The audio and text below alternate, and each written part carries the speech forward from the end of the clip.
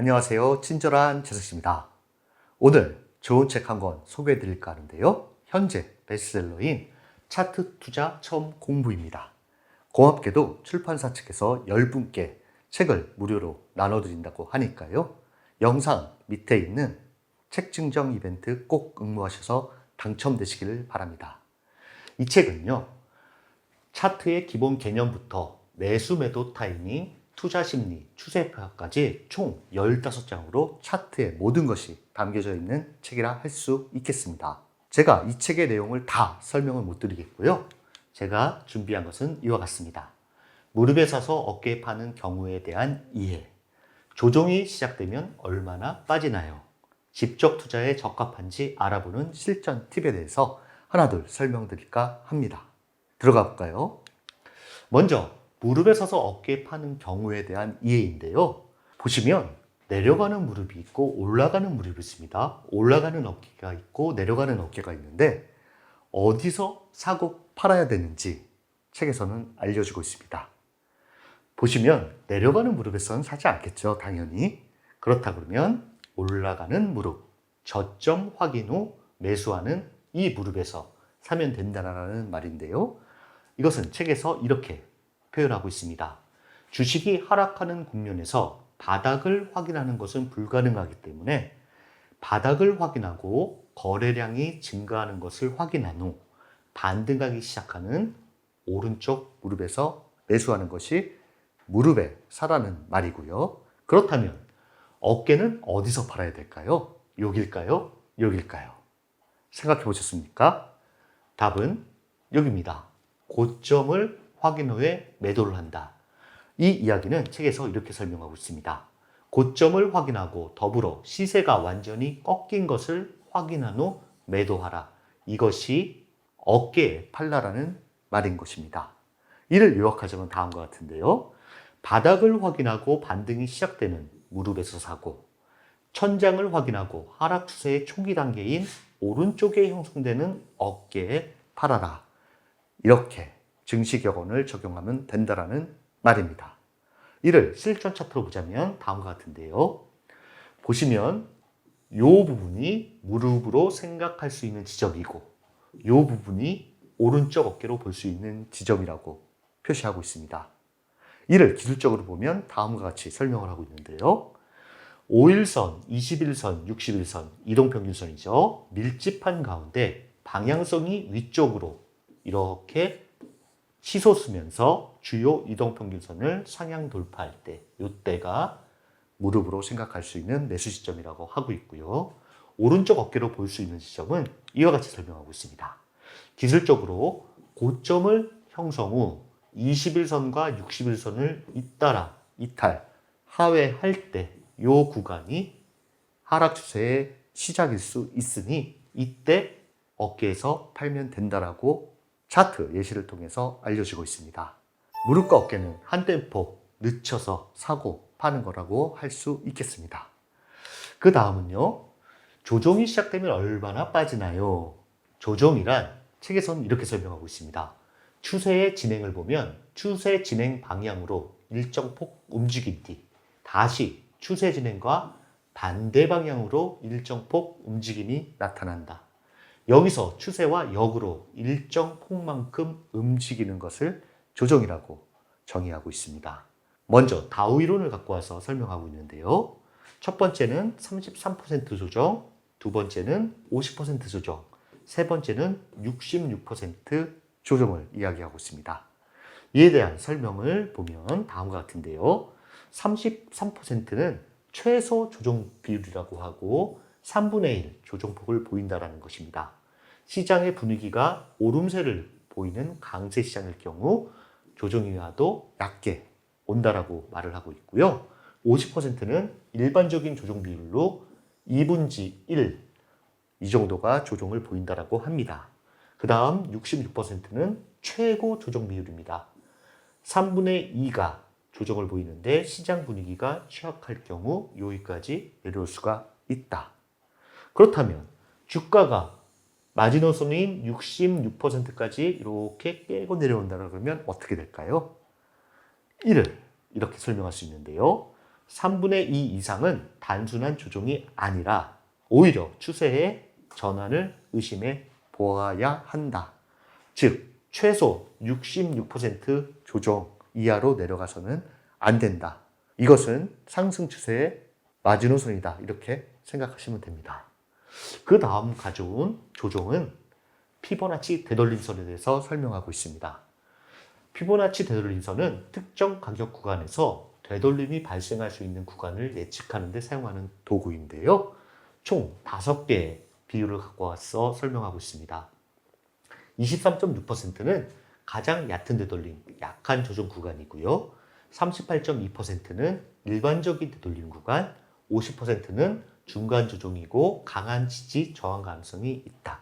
61.8%는 가장 많이 활용되는 황금 비율입니다. 78.6%는 깊은 되돌림인데 추세 반전 가능성이 있다라고 설명하고 있는데요. 이에 대해서 자세히 설명드리자면 이 비율들은 상승 혹은 하락 추세 이후 가격이 어디까지 되돌아갈지 예측하는 데 사용을 하고요. 왜냐하면 지지와 저항이 되기 때문입니다. 투자자들은 이 도구를 활용해 지지선과 저항선을 판단하고 그에 따라서 매수, 매도 타이밍을 포착하는 데 또한 활용합니다.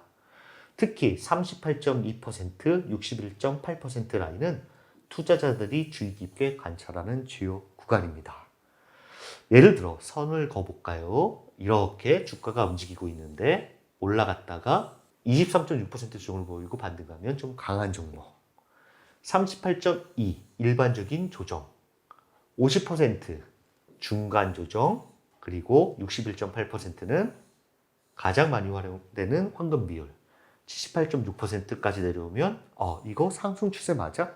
약간 의심을 해야 된다는 이야기입니다.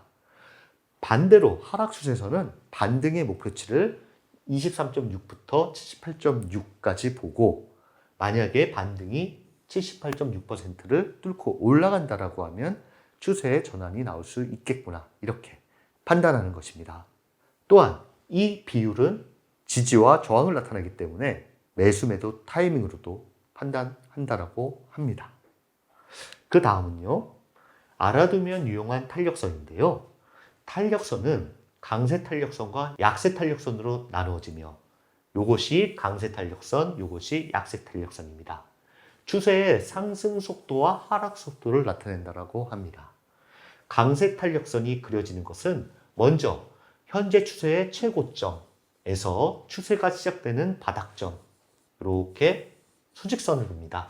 그 다음에 이거를 상등분하는 것인데요. 이렇게 두 가지로 그릴 수가 있습니다. 3분의 2 탄력선, 그리고 3분의 1 탄력선. 반대로 하락 추세에서는 이것이 3분의 2 탄력선, 이것이 3분의 1 탄력선. 이렇게 나눠질 수 있다라고 말을 하고 있는데요. 이거를 보는 법은 상승 추세에서 조정 시 3분의 2 탄력선 수준에서 끝나거나 3분의 1 탄력선 수준까지 조정을 보인다. 강세 탄력선도 한번 붕괴되면 그 역할이 저항으로 바뀌게 된다.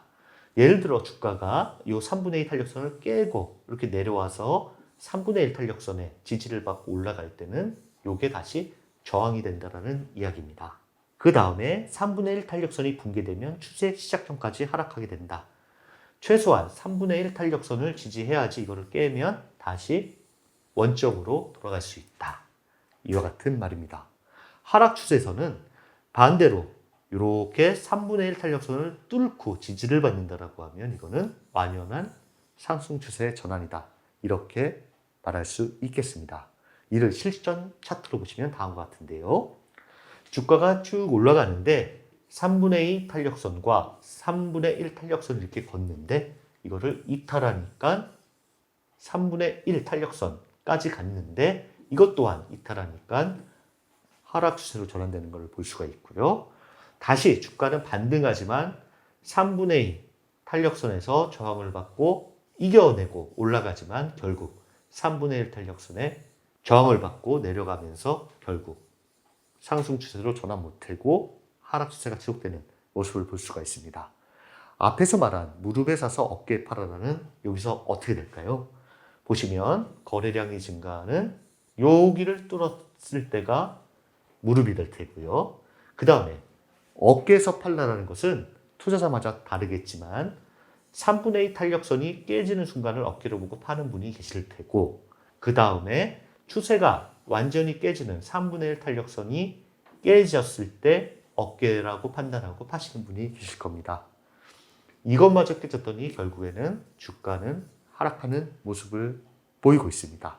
이와 같은 탄력선은 에드슨 굴드가 창안한 기법인데요. 추세의 조정 비율과 거의 같지만 탄력선은 추세의 상승률과 하락률, 즉 추세의 속도를 측정하여 이용한다는 점만 다를 뿐이라고 저자는 이야기하고 있습니다.